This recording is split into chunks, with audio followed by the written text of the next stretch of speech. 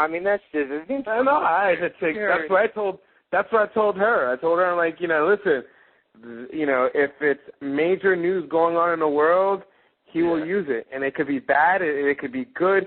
He will use it, but for an average fan, again, you're trying to maintain your viewers, and some people just kind of felt a little disgusted on my comment, but whatever, get over it.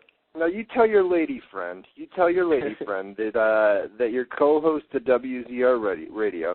I read today on CNN that this swine flu is way overblown. And, of course, that's the media.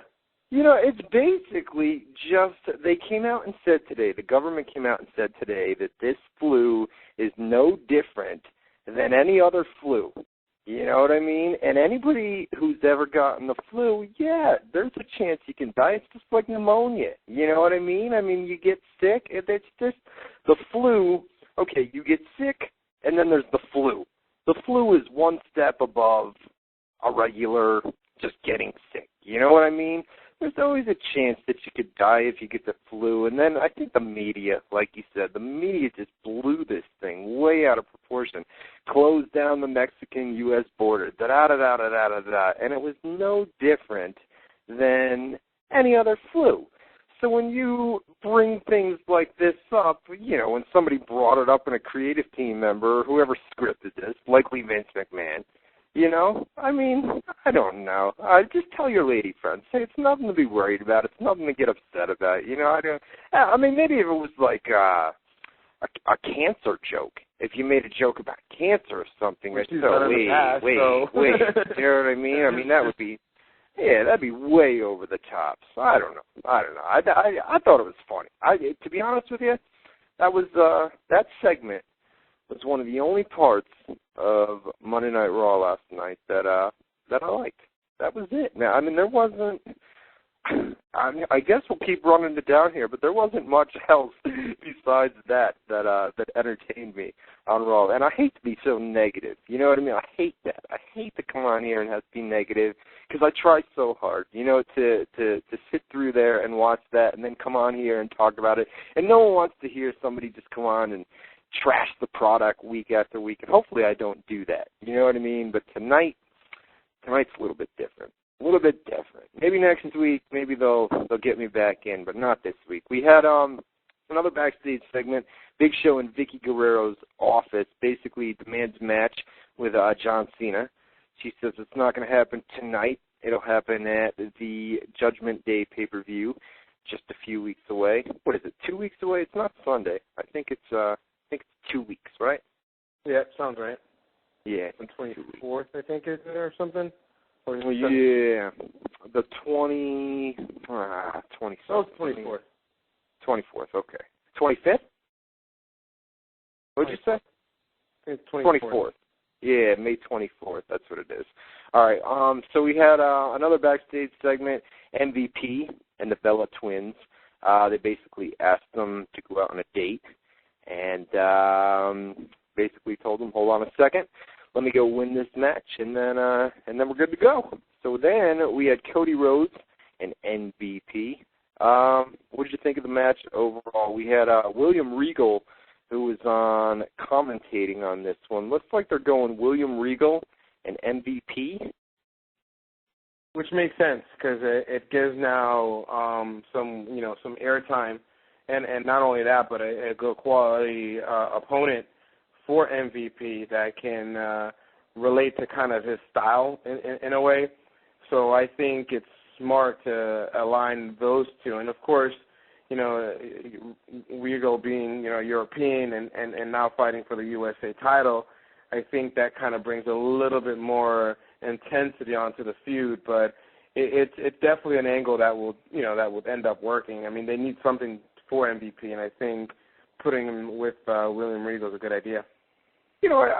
I thought there was hope for MVP 2 weeks ago, where he came out and called out Randy Orton, and I thought, oh man, this is this guy's time. You know what I mean? And I thought he was outstanding on the mic 2 weeks ago during that Orton segment, and then I saw him this week, and they had him in that angle to start the show and to face Cody Rhodes, and then they do the match, and I thought it was a huge step down for him to go from a main event storyline, a guy who had called out Randy Orton just 7 days earlier and is now in a feud with William Regal.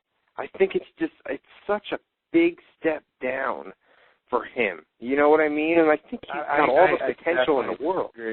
I disagree. It's not a step down. He's the USA champion, so he's going to maintain his level. It's William Regal that's stepping up into the level. I mean, that's how I look at it, to MVP. Right now you can't align MVP with Cody or Ted DiBiase because they're technically a tag team and they're kind of with that legacy. So they need to align someone with MVP, and I think putting William Regal with MVP is good enough to maintain him. I mean, there's no way that MVP is going to step up and challenge Randy Orton and be in that main event level because Triple H is there and Batista is there. Well, you said that William Regal is stepping up, but the thing about William Regal is the guy won last year's King of the Ring, and they did that angle with Layla and CM Punk for a little bit, and then that was it, and then he fell off the radar. So, like what we discussed before, he got sick. The creative didn't have nothing for him anymore, and he just fell on the weight. But William Regal's a character that he can come and go, and if you place him on a high pedestal, let's say with an MVP, he still has credibility. I mean, this is the guy that's a GM. This is the guy that has won a European champ. I mean, so he has so much credibility that if you do align him with him, it's still accepted, enough. All right, so let's say they do a match at Judgment Day here in 2 weeks, which looks likely for the title, for the U.S. title. There's a way to get MVP right back into the main event mix. I mean, it seems like you like William Regal. No doubt he's got talent. But what do you think? You think MVP drops the title to him on the pay-per-view? Absolutely not. No. If they're pushing him to the moon, I think he's going to be kind of like one of the big faces, like the John Cena's. Well, maybe not. That's probably a little too much. But MVP? I think MVP will be pushed to that level once the fans continue accepting him and on his role. Right now, he's given the opportunity. He's given that CM Punk type of opportunity to kind of carry on and take over the reign of Triple H that's not on TV right now, the reign of John Cena. So they're giving him the spotlight, So and they put William Regal, which is a guy that can sell a storyline. And I think that is what we're looking at until.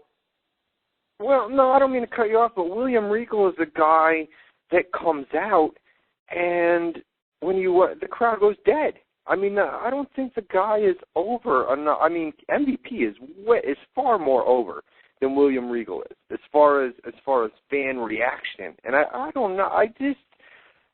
Maybe it's something. Maybe it's. I mean, guys that have followed this show for like 8-7 years ago, I used to be so down on William Regal, and he's gotten better in recent years with age too. You know what I mean? But I could not stand him.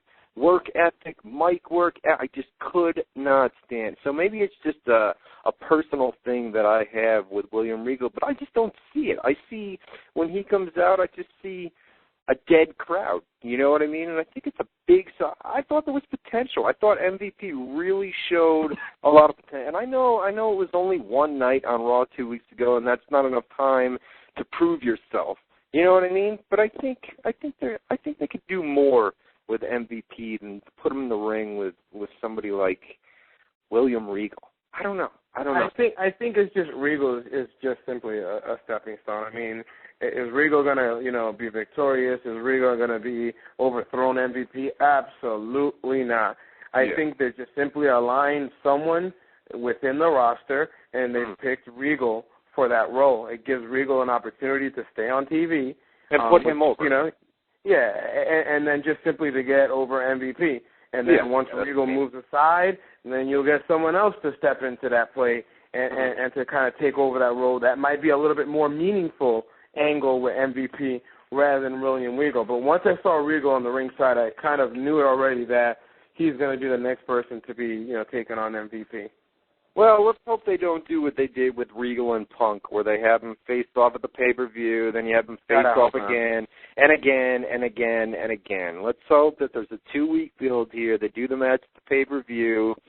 Hey, if there's a title change, which I agree with you, man, is probably pretty unlikely, just because MVP, I think, needs more time to prove himself. But if there is a title change, maybe that'll free up MVP to go back into a main event storyline. But you keep the title on him, and then you get rid of Regal, and you bring somebody else in. Just somebody besides William Regal. See, it's a personal thing that I have against it. I can see it now as I'm talking. It's just